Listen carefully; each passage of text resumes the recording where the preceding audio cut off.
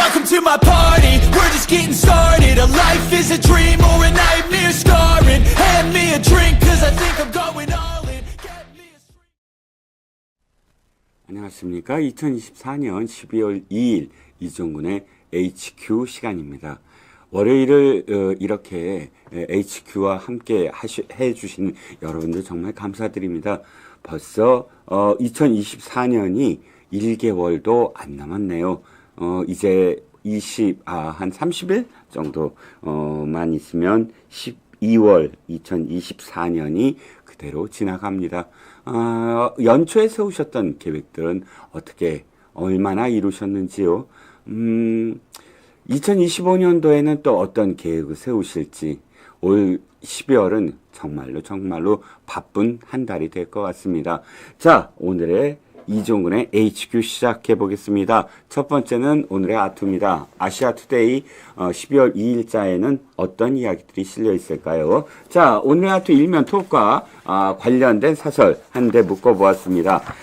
일면 톱은 야당 감액 예산안 강행, 입법 쿠데타, 그리고 사설, 민주당 예산까지 이재명 방탄용으로 편성하나입니다. 더불어민주당이 감액 예산을 자기네들끼리만 예결위 통과시킨 것, 기사 이미 들으셨을 겁니다. 헌정사상 초유의 일이라고 하지요. 예산안은 원래 편성과 집행에 관한은 여당 행정부가 갖고 있습니다. 행정부가 갖고 있는 가장 큰 권한이 예산을 집행하는 권한이지요. 그리고 지금 그 국회는 여기에 대해서 예산을 심의하는 그런 권한을 갖고 있습니다. 국회라는 것이 원래 예산 때문에, 그러니까 더정확하게 얘기하면 세금 때문에 만들어진 것입니다. 의원이라는 것이 바로 세금이 있는 곳에 대표 있다. 뭐 이런 말 들어보셨을 겁니다. 그러니까 이거지요. 왕이 있었던 시대에 왕이 세금이라는 명목으로 수탈을 합니다. 가져다가 자기 마음대로 지금 재정이라고 할 수가 있겠죠. 그 돈을 걷어서 성을 짓는 데 쓰거나 전쟁을 벌이는 데 쓰거나 합니다. 그러자 이제 그 근대에 넘어오기 직전에 그런 백성들, 주민들은 이제 시민으로 거듭납니다. 근대는 시민이 되는데, 시민이 된다는 건 어떤 뜻이지요? 그러니까 각성하게 됩니다. 즉, 우리가 내는 세금을 갖고 어디에 어떻게 쓰는지를 우리가 알아야 되겠다. 이 대표를 구성하는 것. 이것이 바로 국회의 시작입니다. 그러니까 시작이 바로 그 세금, 즉 예산, 세금을 걷어서 국가의 예산을 집행하는데 어디에 얼만큼 쓸 것이냐를 우리가 감시하겠다. 이게 국회입니다. 그런데 감시라는 것이지 자신들이 자신들의 생각대로 예산을 편성할 수는 없습니다. 그게 예산 편성권입니다. 그러니까 그것을 자기네 마음대로 하겠다면 정권을 탄생시키면 됩니다. 무슨 말씀이냐면 바로 그 투표에 의해서 자신들의 권력을 정당하게 획득했을 때 자신들이 하고 싶은 일을 예산 편성과 예산 집행을 하면 됩니다. 그런데 지금 민주당은 그렇게 하지 않고 있습니다. 작년이지요. 작년 이맘때 어떤 일이 벌어졌습니까? 자기네들 마음대로 예산을 증액을 했습니다. 그러자 엄청나게 비판을 했죠. 저도 마찬가지입니다. 당신네들은 그런 권한이 없어. 만약에 그걸 하고 싶으면 2027년 대통령 선거에서 이기면 돼.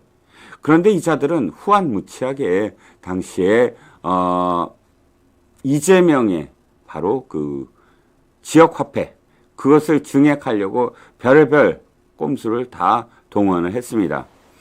그리고 올해는 정반대의 길을 걷습니다. 어떻게 해요? 증액은 헌법에 위배됩니다. 그러자 감액을 한 겁니다. 예산을 감액하는 것, 뭐 그게 무슨 크게 문제냐? 맞습니다. 하지만 예산은 여야가 합의에 의해서 통과시키는 것입니다. 그건 가장 기본적이죠. 국회가 존재하는 가장 큰 이유가 예산입니다. 예산은 타협을 거쳐서 함께 통과시키는 것입니다. 그게 바로 국회가 할 일입니다. 그런데 이번에 민주당은 그렇게 하지 않았어요. 어떻게 했냐고요? 조직폭력배와 똑같습니다. 뺨때기를 때립니다.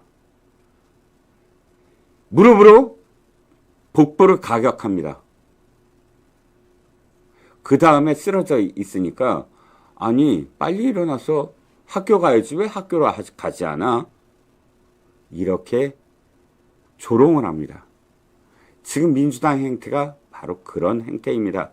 그것을 지금 아시아투데이 일면톡과 사설에서 강력하게 지적을 하고 비판하고 있는 것입니다.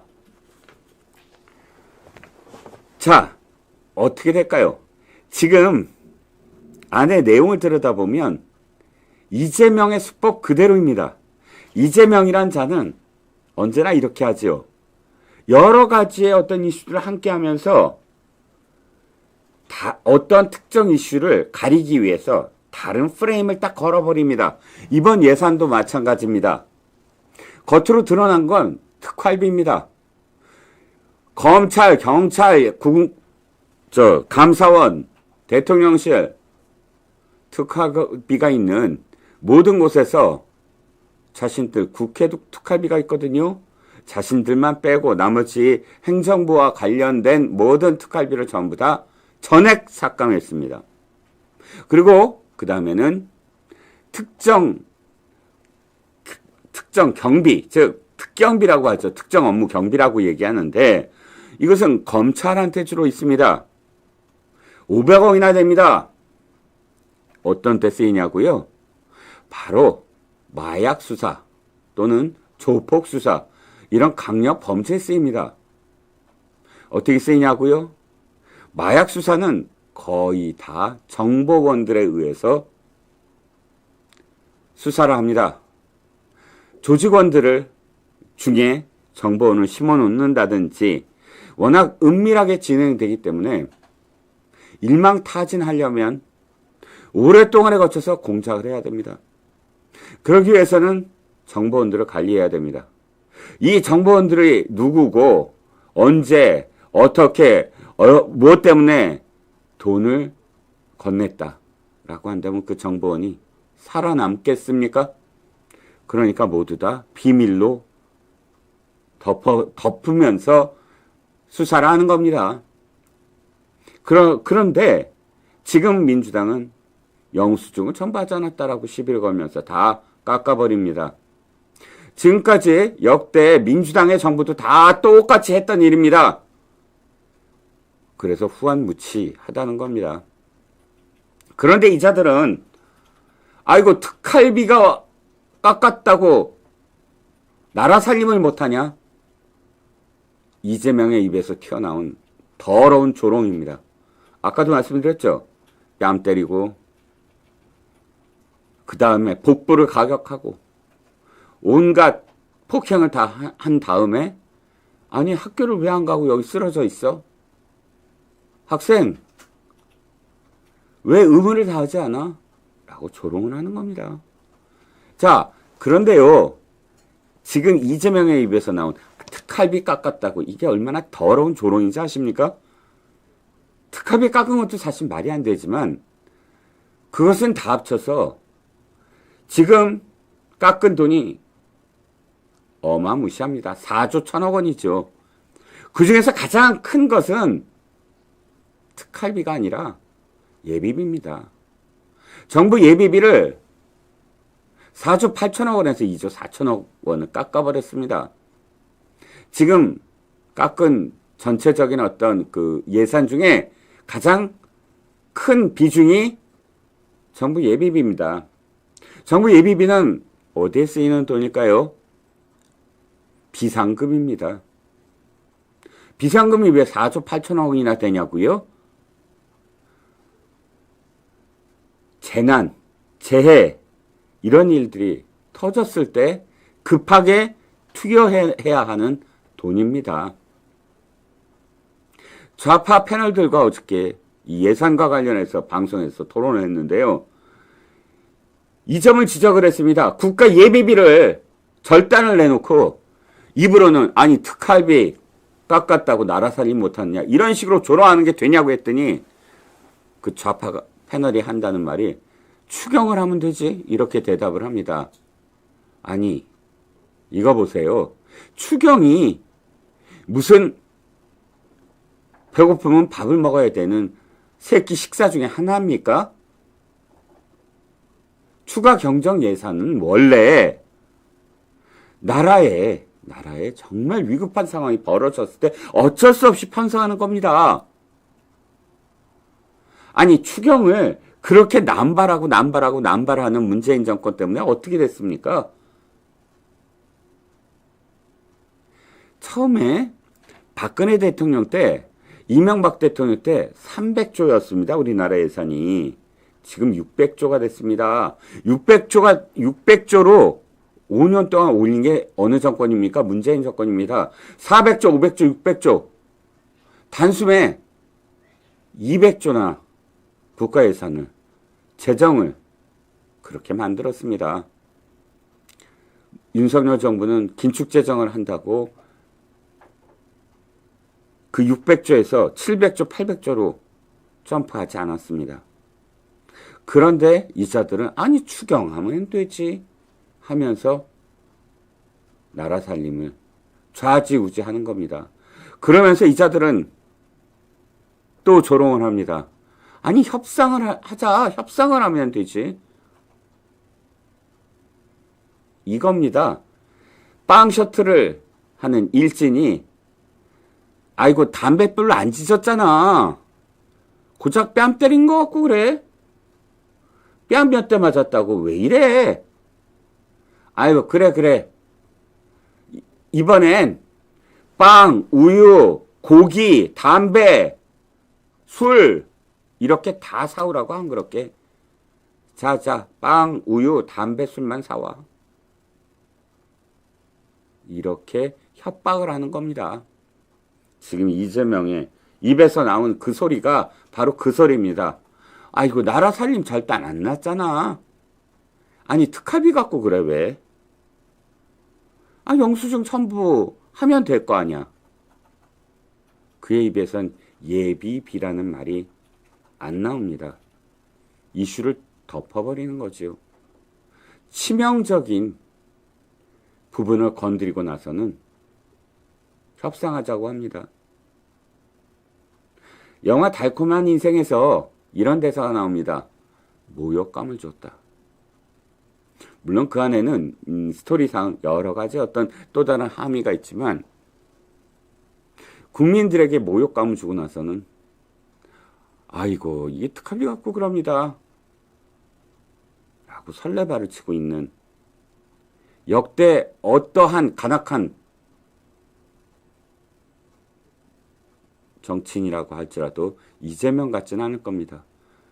역대 민주당이 이렇게까지 폐악질을 해본 적은 없습니다. 그것을 변명하고 있는 참 많은 사람들이 안타깝습니다. 그리고 이 자들은 감사원장까지 탄핵을 했습니다. 오늘 아시아투데이 두 번째 사설이 감사원장까지 묻지마 탄핵, 국정마비 노리는 거야라는 제목입니다. 감사원장은 역대 어떠한 야당도 건드리지 않았습니다. 마음에 안 들 때도 많았겠지요. 하지만 감사원장은 틀립니다. 다릅니다. 어느 헌법기관보다 독립되어야 하기 때문입니다. 그런데 감사원장을 탄핵을 합니다. 그런데 아시다시피 이 자들은 탄핵이 목적이 아닙니다. 헌법재판소의 인용을 구하기 위해서 탄핵을 하는 것이 아닙니다. 보통 6개월에서 8개월 걸리는 그 헌법재판소의 다툼, 심리 과정을 이용해서 길을 들이려 하는 것이고 일을 하지 않게 하는 것입니다. 최근에 여러분들도 들으셨겠지만 문재인 정권이 사드 재배치와 관련해서 그 정보를 주한 중국 대사의 무관에게 넘겼다는 충격적인 기사 보셨을 겁니다. 거기만 그랬겠습니까? 사드를 반대하는 시민단체들한테도 그 정보를 전부 다 흘려버렸습니다. 이건 이적죄에 해당합니다. 그런데 그것 역시 이제 감사원이 감사를 벌이려고 하니까 이렇게 감사원장을 일을 못하게 한다. 라는 분석이 그래서 따릅니다. 그 역대 어떠한 야당 대표보다 아예 들어대놓고 중국 정부에 쉐쉐 하면 되지. 그 표정과 그 몸짓에 얼만큼 국민들이 상처를 더 입어야 합니까? 조선시대 때부터 내려오는 그 중화 사대주의. 이재명은 아마도 고드레를 서슴지 않고 9만 번이라도 더 머리를 찍을 겁니다. 그렇게 중국이 민주당한테 어떤 존재인지 지금 감사원장까지 탄핵하는 그런 지경에 이르렀나 싶습니다. 자, 조금 다른 내용 하나만 더 소개시켜 드리죠. 아시아투데이가 자랑하는 칼럼들이 있습니다. 오늘은 강성학 고려대 명예교수의 트루먼에 대한 이야기입니다. 우리는 한국전쟁과 관련돼서 메가더 장군을 영웅으로 추앙합니다. 물론 메가더 장군은 영웅입니다. 인천 상륙작전, 노르망디 상륙작전 못지않게 현대 전쟁사의 길이 남을 전쟁의 승리, 그 전쟁의 승리를 사실 담보로 할 수 있는 그 상륙작전이었습니다. 그 모멘텀을 갖지 않았다면 우리는 낙동강이 함락되었을 것입니다. 그래서 메가더를 칭송하고 추앙하기에 아낌없이 정말 박수를 보내는 것입니다. 그런데 상대적으로 트루먼 대통령에 대해서는, 당시 트루먼에 대해서는 굉장히 많은 어떤 그런 그 비판적인 태도를 우리가 아직도 갖고 있죠. 왜냐하면 당시 메가더는 중국을 핵으로 공격하자, 중공이었죠. 그래서 밀고 올라가자 라고 주장을 했다가 트루먼으로부터 사령관직을 박탈당합니다. 본국 귀대 명령을 받지요. 그래서 멸공통일을 할 수 있는 기회를 트루먼 대통령이 빼앗아갔다. 이렇게 인식을 하고 계신 분이 많습니다. 그런데 돌이켜보면 트루먼이 당시에 6.25 참전을 결심하지 않았다면 한국전쟁은 수개월 만에 그냥 끝났을 것입니다. 그렇게 트루먼이 사실 현명하게 대처해 주었고요. 물론 메가더의 편을 들어주었으면 어떻게 되었을까? 글쎄요. 마음 같아서는 멸공통이 바로 눈앞에 있는데 라는 생각도 가지시겠지만, 그러나 소련은 언제나 이렇습니다. 자유 서방 세계와 국경을 맞대는 건 절대로 용납하지 않습니다. 지금의 우크라이나 전쟁이 그것 때문에 벌어진 것이고요. 모든 전선이, 그러니까 모든 국경이 사실상, 물론 지금 동부 유럽이 옛날 그 동구권이라고 불리는 나라들이 꽤 많이 서방 진영에 편입이 되긴 했지만, 그 당시 소련의 접경 지역은 모두 다 그런 위성국가들, 완충지대라고 불리죠. 서방이 바로 러시아로 들어오기 위해서 그 완충지대인 동부 공상 위성국가들을 거쳐야만 되게 만들었습니다. 그러니까 북한도 적화시킨 게 마찬가지죠. 만약에 메가더 이야기처럼, 메가더의 그 주장처럼 밀고 올라갔다면 당시 소련까지 참전했을 것입니다. 북한이라는 완충지대를 포기하지 않을 요량이었기 때문입니다. 역사에 가정은 없습니다만 그런 상황들이 분명히 있었죠. 그리고 트루먼은 스탈린의 공산주의 팽창과 관련돼서 엄청나게 많은 저지를 합니다. 그 중에 하나가 나토를 창설하는 것, 완전히 나토 창설에 하나의 산파 역할을 하고요. 또 이스라엘과 대한민국 국가를 탄생시키는데 산파 역할을 합니다. 그 이외에 소련의 원자탄에 대항하기 위해서 미국의 수소탄을 개발을 결정한다든지, 사실 트루먼처럼 아주 중대한 결정을 많이 내린 역대 미국 대통령이 있을까 싶습니다. 그래서 윤 대통령의 책상에 있는 The Buck Stop Here라는 모든 결정은 내가 책임진다라는 그 명구, 그 트루먼의 명구이지요. 그 명구가 그렇게 중요한 결심을 할 때마다 스스로 돌아보는 그런 명구였을 것입니다. 트루먼은 원자폭탄도 투하도 결정한 사람입니다. 만약에 수많은 사람들의 죽음을 감정적으로 안타까워했다면 일본은 꽤 오랫동안 저항을 했을 테고 우리는 독립을 훨씬 더 오랜 기간 동안 획득하지 못했을 것입니다. 트루먼에 대한 많은 부분들이 이 안에 담겨 있습니다. 저도 이런 이야기들이 있었구나라고 깜짝 놀라서 칼럼을 다시 들여다보았습니다. 궁금하시면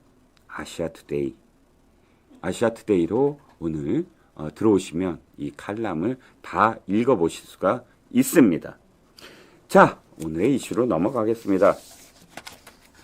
오늘의 이슈는 심평이라는 자에 대한 이야기입니다. 아시지요? 경북대 로스쿨 교수입니다. 경북대 로스쿨 교수보다 더 알려진 건 윤석열 대통령의 멘토라는 별칭입니다.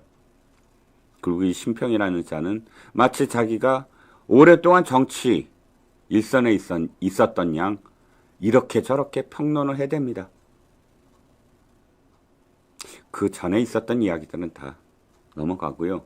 최근 들어서 이런 얘기를 합니다. 이재명은 정치적 신의가 있는 사람이다. 과연 심평은 도대체 어떤 자이길래 이 시점에서 이재명을 저렇게 평가를 할까? 상식을 가진 국민들이라면 이재명이 어떠한 자인지 이제 다 알고 있습니다. 그가 정치적 신의가 있었다면 6명이나 의문의 죽음을 당하지 않았을 것입니다. 그 중에서 물론 스스로 극단적인 선택을 한 사람도 있습니다. 하지만 그 사람들에 대해서 정치적 신의, 아니 인간적 신이라도 조금이라도 있었다면 그 결정을 하지 않은 사람도 참 많습니다. 오늘 TV조선 신통방통에서 오늘 아침 시간에 김문기 성남도시개발공사 개발팀장, 마지막엔 처장이었죠. 이 개발처장의 편지가 하나 더 공개됐습니다. 대장동 실무 총책임자이긴 하지만 그것은 자신의 일을 받아서 자신이 실무자로서 했을 뿐인데 회사나 성남시나 모두 다 네가 책임져라라고 왕따를 시키고 그 책임을 회피하고 하는 과정을 견디기 힘들어한 그런 내용이 편지에 담겨 있습니다. 이재명이란 자가 신의가 있었다면 그렇게 놔두지 않았겠지요. 아니, 그 책임을 모두 다 떠넘기지 않았겠지요. 대장동에서 유동규를 잘라버리듯이 김문기를 잘라버렸습니다. 그리고 이재명은 김문기를 모른다고 합니다. 지금도 왜 모른다고 하냐? 대장동과 자기는 관련이 없다. 그건 실무자가 알아서 했을 뿐이다. 그리고 이유동규라는 자가 돈을 받아 처먹기 위해서 다 기획한 일이다. 라는 그렇게 주장을 해야만 대통령 후보가 되고 지금 야당 대표가 될 수 있기 때문입니다. 이게 정치적 신의가 있는 자입니까? 이 심평이라는 사람?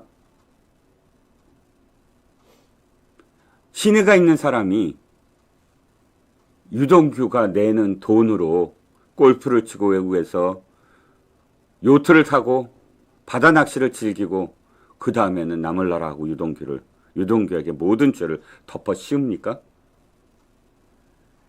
도대체 심평이라는 자가 왜 이렇게 이재명을 칭송하느냐? 오랜 역사가 있습니다. 이 심평이라는 자는 원래 이재명의 캠프에 있었던 자입니다. 2021년 1월 26일자 신동아 기사입니다. 이때 당시에 신동아는 심평에게 원고를 받아서 칼럼을 연재하고 있었습니다. 심평의 풀필이라는 제목이고요. 당시에 이재명이라는 사람, 정치인을 칼럼에서 다루고 있습니다. 그런데 이 칼럼에서 놀라운 사실들이 연달아서 나오네요. 이재명에 대해서 성남시장 시절에 심평은 아내와 함께 시장실을 찾아갔다. 라고 이 칼럼에서 고백을 합니다. 시장실에 찾아가서 이렇게 물었다고 합니다. 정권이 바뀌었다고 하지만 박근혜 때와 비교해서 뭐가 달라졌는지 잘 모르겠어요. 여전히 그 인간이 그 인간 같아요. 라고 말하자 표현을 이렇게 합니다. 이재명 시장은 특유의 시원한 대답을 했다. 정부 수립 후 다 그놈이 그놈이지요. 보수건 진보건 똑같은 자들이 앞으로 나서서 매번 번갈아가며 다 해먹는 거지요. 나는 스쳐 지나가듯 그가 무심코 한 이 통렬한 말을, 시원한 대답, 통렬한 말을 듣고 그가 가진 반기득권자로서의 진정성을 확실히 깨달을 수 있었다. 이재명은 시원한 대답을 하는 자고 통렬한 말을 하는 자고 반기득권자의 진정성을 갖고 있는 사람이라고 칭송을 합니다. 아내 얘기도 나옵니다. 부부가 함께 감동을 느꼈다고 합니다. 이 칼럼에서는 이재명과 만나고 돌아오는 자리에서 아내가 이렇게 얘기했다고 합니다. 이곳은 우리 대구 경북 지역 관공서와 너무 분위기가 달라요. 성남시청에는 시민들이 마치 자기 집인 듯이 아주 편안하게 오고 가는 것이 느껴져요. 그 시장에 어울리는 그 청사였다. 찬사가 거듭되고 있습니다. 심평의 아내는 이재명과 만나고 돌아오는 자리에서 성남시가, 시민들이 성남시청을 자유롭게 드나들었다 라고 표현을 합니다. 우리는 기억합니다. 김인석 같은 브로커들이 자유롭게 드나든 것. 김인석 같은 브로커들이 2층을 자유롭게 드나든 것. 정진상과 이재명을 만나서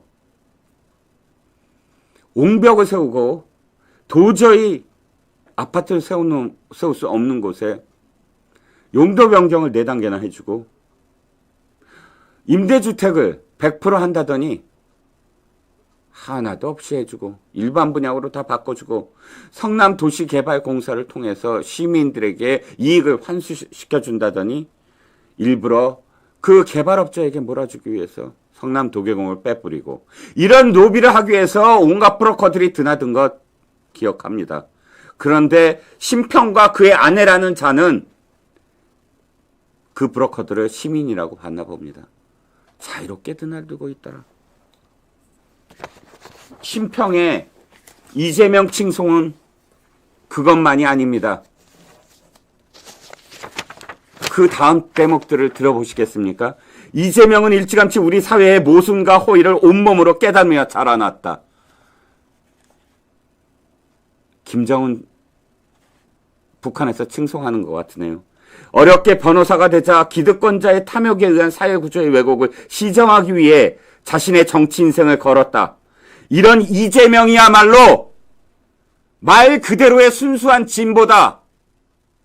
심평이라는 자가 이재명이 순수한 진보라고 찬양을 합니다. 그리고 심평은 이재명을 이렇게 이야기합니다. 민중당이나 정의당 혹은 더불어민주당은 껍데기 진보고 이재명이 순수한 진보라고요. 그 다음 대목 이렇게 얘기합니다. 이재명이 한국의 두테르테라고 하는 사람도 있다. 그게 오해라고 이야기하는군요. 심평은 이렇게 얘기합니다. 인간의 삶을 관통하는 요소를 2가지로 요약하면 욕망과 초월인데 상반되는 요소가 함께 어울려 인간의 내면을 이룬다. 솔직히 개소리라서 좀 넘어가겠습니다. 그냥 끝에 읽죠. 이재명은 당장의 생존에 쫓겨 살아오며 이와 같은 과정을 충분히 거칠 만한 기회를 갖지 못했다. 그러니 적지 않은 국민에게 그의 인상을 거친 모습으로 비친다. 이 때문에 한국의 두테르테라는 말이 나온다. 이거 어서 많이 들어보던 얘기죠. 이재명이 형수한테 쌍욕해놓고서 하는 변명. 제가요 좀 거칠게 살았어요. 제가 비천한 출신이기 때문에 그래요. 우리 아버지가 도박만 하고 야반 도주를 하는 그런 집안에서 내가 소년공이었기 때문에 좀 거칠어요. 라고 변명하는 걸 심평은 이렇게 찬양을 합니다. 이 칼럼의 마지막 부분에 이재명의 심평이 하는 이재명에 대한 칭송은 이렇게 연결됩니다. 이재명의 대선 후보직 쟁취와 여부와 상관없이 그는 민주당 나아가 한국 정치에 위대한 유산을 남길 것이다. 그 유산을 살리면 조만간 우리 사회는 진보 귀족에 의한 위선의 정치를 넘어설 수 있다. 이재명이야말로 진정한 진보를 이 땅에 뿌리내리게 할 사람이라는 칭송으로 이 칼럼은 글을 닫습니다. 자, 우리는 압니다. 이렇게 정말 모든 어떤 자신의 동원할 수 있는 수사를 다 동원해서 정치인을 찬양해주면 뭐가 돌아오는지요? 뭐가 돌아올까요? 심평은 이재명의 캠프에 들어갑니다. 이재명 사람으로 분류가 됩니다. 증거가 있냐고요? 증거 많습니다. 2017년 4월 13일자 대선이 한참 있었던 시절, 그러니까 솔직히 이 풀피리보다 앞서 있지만 그 훨씬 이전부터 심평은 이재명 사람이었습니다. 문재인이 이재명과 안희정을 꺾고 대통령 후보가 되자 당시만이 아니라 어느 정당이건 경선에 이긴 자는 경선에서 패한 사람들을 전부 다 탕평책이라고 해서 패한 캠프에 있는 사람들을 전부 다 끌어모아서 하나의 용광로 캠프를 만듭니다. 그게 바로 민주정책 통합 포럼이라는 것인데요. 안희정, 연정, 이재명 공정사회 하나로 통합포럼 출범이라는 제목입니다. 이 제목의 기사에는 구성 명단이 나와 있습니다. 상임위원이라는 대목을 보면 문재인 후보 측에 누구누구누구, 안희정 지사 측에 누구누구누구 뭐 이렇게 각각 자신과 함께 했던 경쟁자들의 캠프에서 다 이렇게 끄집어내서 하나의 어떤 커다란 싱크탱크를 만들었다라고 나오는데요. 심평이 어디 등장하는지 아십니까? 이재명 시장 측 해놓고 문진영, 서강대, 심평, 경북대. PD님 밑으로 내려가시면 됩니다. 거기 보시면 관련 기사 나오기 전일 겁니다. 명단이 있습니다. 이 명단에 지금 말씀드린 대로 이재명 시장 측 해놓고 심평, 경북대라고 나와 있습니다. 빼박 아닙니까? 기획, 대선 후보 캠프에 법조인 출신 누가 있나? 라는 기사에도 심평이 등장합니다. 이재명 측 사람으로요. 그리고 그 다음 2020년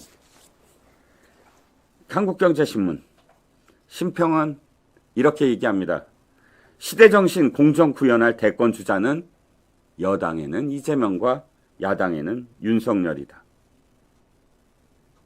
양다리 걸쳤죠. 자, 지금까지 심평 얘기를 들려드렸습니다. 이쯤 되면 심평의 앞에 붙은 별칭은 바꿔야 되지 않겠습니까? 제가 지금까지 다 찾아본 건 윤석열 대통령이 대통령 된 다음에 윤석열 대통령에 대해서 이야기한 거 말고 그거야 해바라기 양지 쫓는 거니까요. 그 이전에 심평이라는 자 입에서 가장 많이 등장하고 가장 많이 칭송되는 자는 이재명입니다.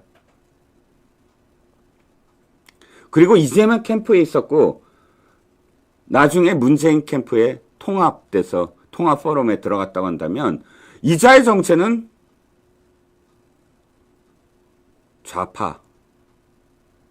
좌파죠. 좌파 캠프의 두 사람의 정치인의 대통령 후보 캠프에 들어가 있었던 자를 우리는 마치 보수우파의 멘토처럼, 그런데 보수파의 멘토처럼 쓰는 건 사실은 지금도 좌파 매체들입니다. 좌파 매체들이 우파를 조롱하기 위해서 심평, 윤석열 대통령의 멘토 심평 해놓고 심평이 하는 저 말도 안 되는 헛소리들을 이 윤 대통령의 뜻인 양 윤 대통령을 조롱하기 위해서 써먹고 있습니다. 이런데도 심평은 지금도 마치 자기가 대단한 무슨 정치계에서 뼈가 굵은 양 감나라 배나라 하고 있습니다.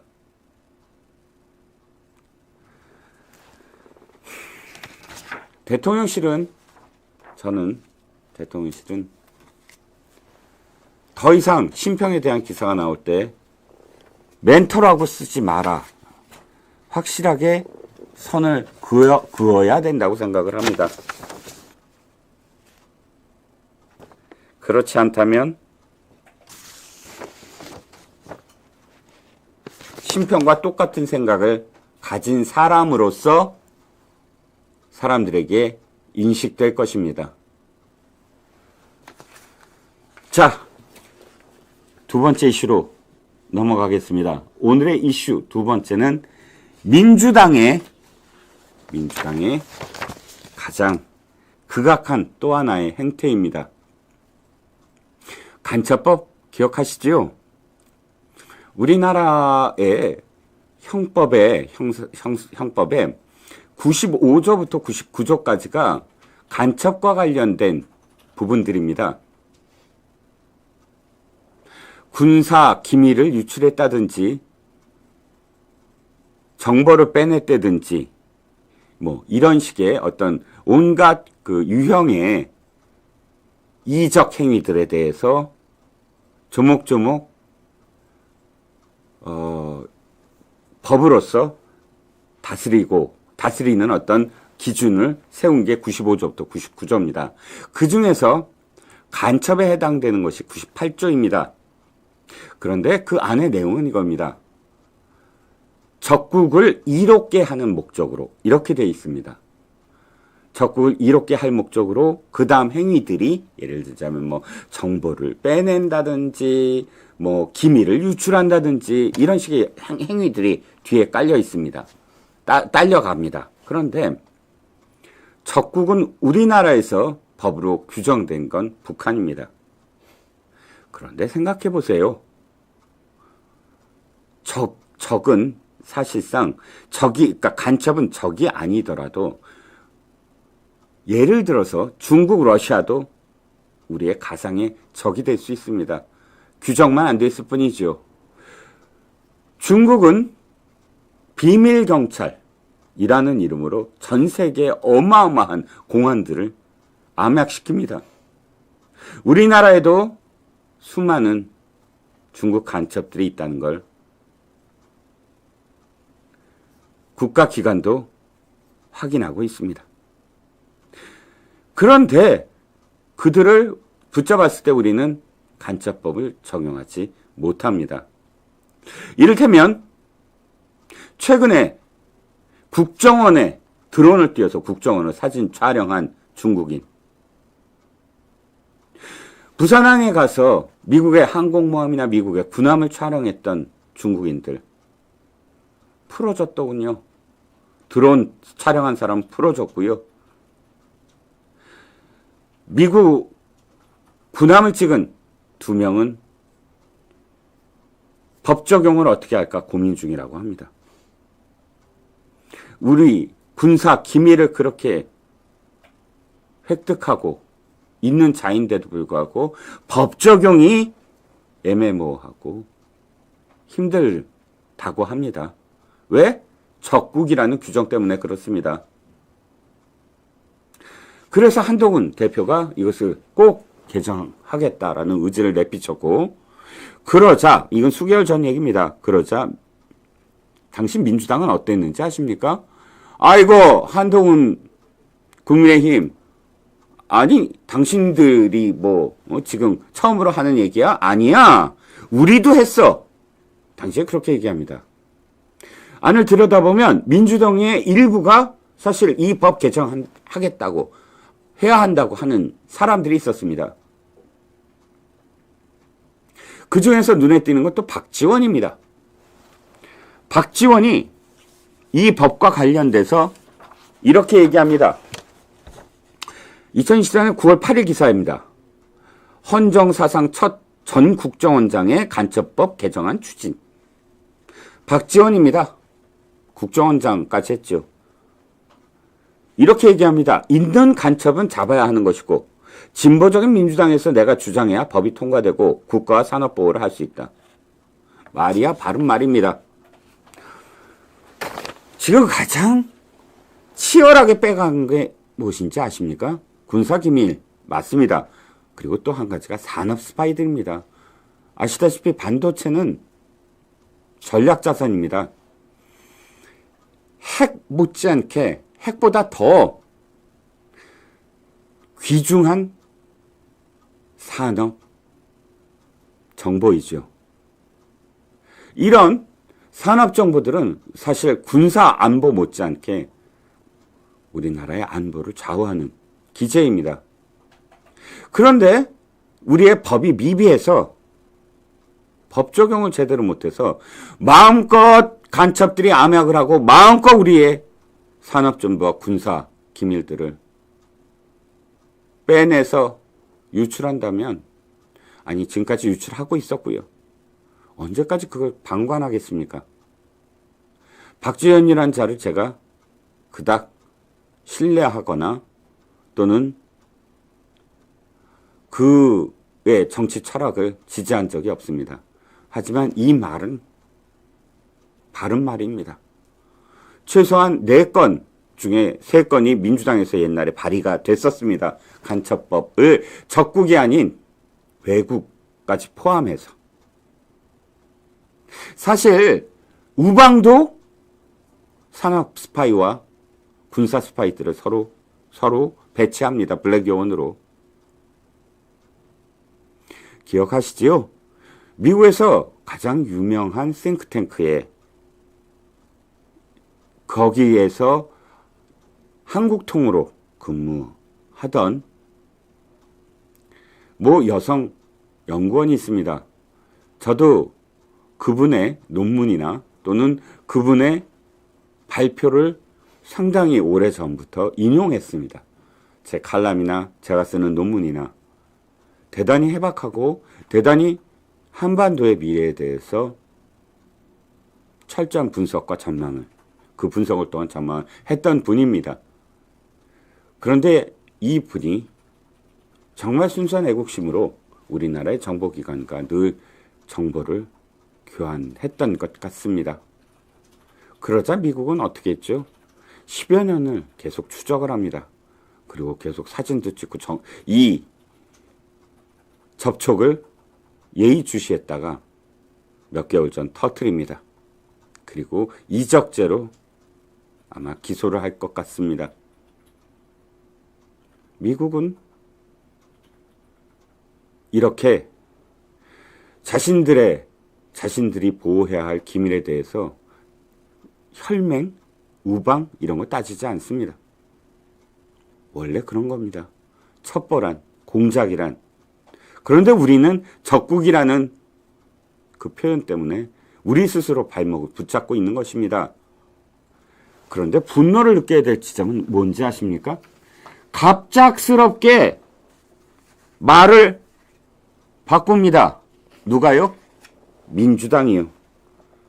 법 개정을 막상 하려고 하니까 서영교 등등 민주당에 정말 저급한 그런 배지를 달았지만 참 저급한 자들이 들고 일어납니다. 이렇게 얘기합니다. 아니 또다시 간첩 얘기냐?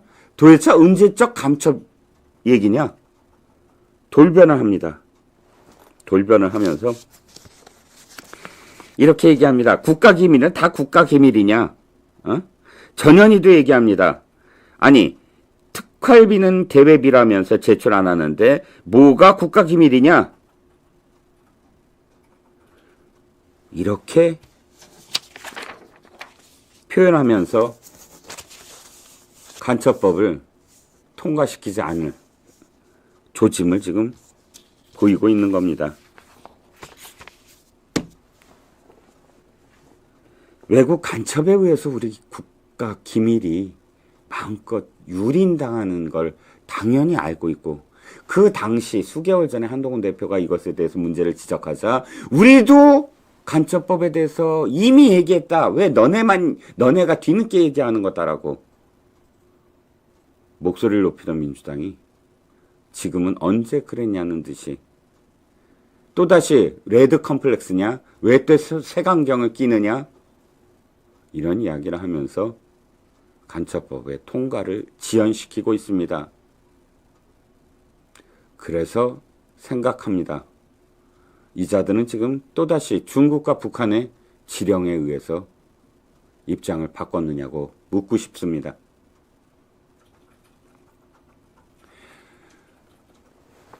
지금 중국 대사는 바뀌었죠. 이전 대사가 싱하이밍 대사입니다. 이재명이 야당 대표로서 싱하이밍 중국 대사를 직접 찾아가서 무릎을 조아리고 싱하이밍의 설교를 다소곳이 듣는 장면, 엄청나게 불쾌했습니다. 그 다음 어떤 일들이 벌어진지 아십니까? 싱하이밍 그 당시에 우리 정부에 대해서 맹비난을 퍼붓습니다. 그러자 이해찬이, 상황이라고 불리는 이해찬이 중국으로 달려갑니다. 수일 후에 민주당의 의원들 수명이 또다시 중국으로 달려갑니다. 이해찬이 돌아오는 날 바로 3명이 또다시 중국으로 갑니다.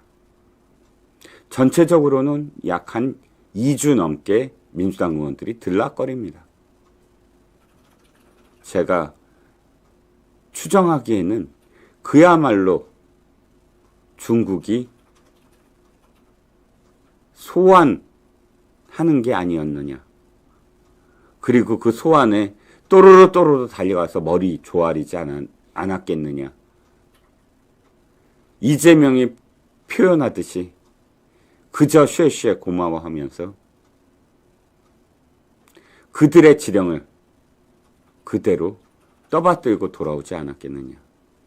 아까도 말씀드렸지만 문재인은 사드 재배치를 주한 중국 대사관의 무관에게 브리핑을 했던 그런 그 정부의 그 정당입니다.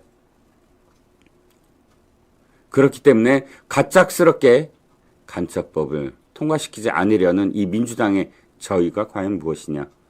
저는 궁금하지 않을 수 없습니다. 그래서 간첩법이 정말로 통과되는 그 시점까지 민주당이 과연 또 어떠한 논리로 이걸 막고 또 어떻게 중국을 옹호하고 또 중국에 대해서 사대하는지를 우리가 명확하게 계속 지켜봐야 한다고 생각을 합니다. 사실 이들은 좀 할 말을 잃었지요. 3년 동안 윤석열 대통령을 비난하는 기재가 윤석열 대통령이 한미일 자유진영의 블록화를 거기에 몰입한 나머지 중국과의 관계를 외면해서 우리의 경제가 침체됐다. 이따위로 얘기를 합니다. 경제가 힘든 건, 중국 때문에 힘든 건 중국이 우리를 외면해서가 아닙니다. 중국 경제가 힘들기 때문입니다. 시진핑이 10년마다 한 번씩 정권을 교체하는 그나마 공산국가임에도 불구하고 중국이 그런 전통을 계속 유지해왔는데 시진핑은 그 전통 관습을 깨고 장기 집권을 꾀하면서 장기 집권을 꾀하기 위한 방편으로 경제에 드라이브를 걸었습니다. 그런데 아시다시피 높은 경제 성장률로 유지하던 중국이 경제 성장률이 곤두박질 치자 그동안의 거품 경제가 그 속살이 드러나기 시작한 겁니다. 제가 1990년도 말에 충칭을 간 적이 있습니다. 그 당시 중경이죠. 충칭은 인구가 3천만 명입니다. 우리의 서울과 경기도와 또 다른 몇 개의 자치단체를 다 합쳐서 가질 수 있는 인구를 하나의 도시가 갖고 있는 거죠. 그 당시 충칭은 거대한 공사판이었습니다. 그 주변의 모든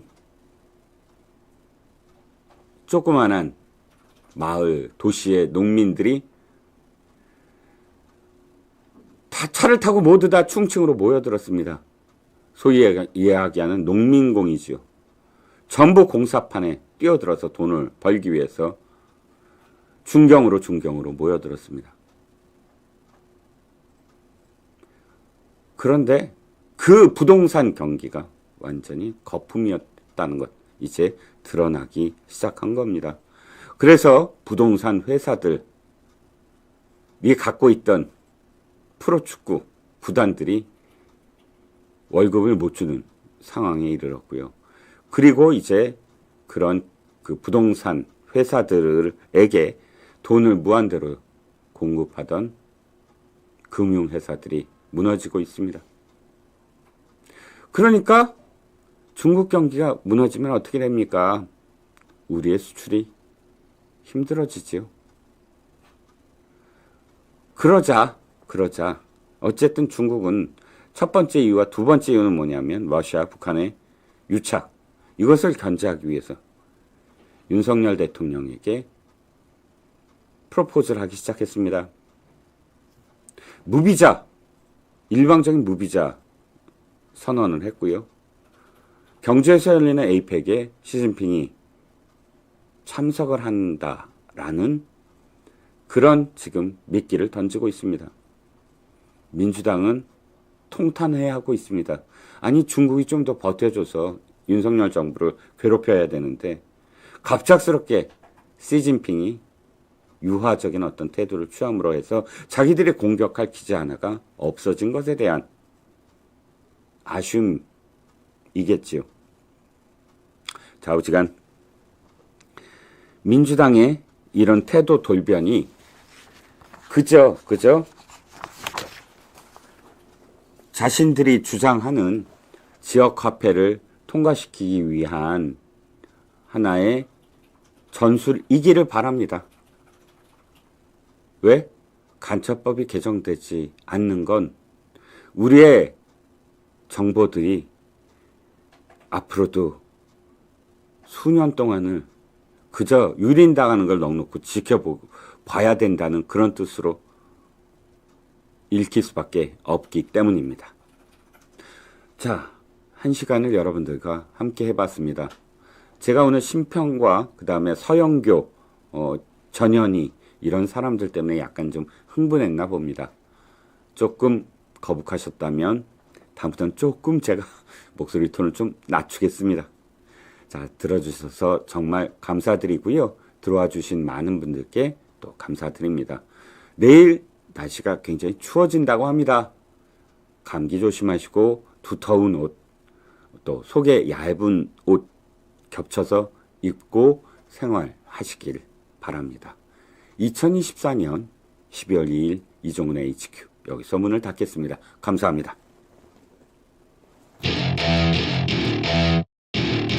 Welcome to my party, we're just getting started. A life is a dream or a nightmare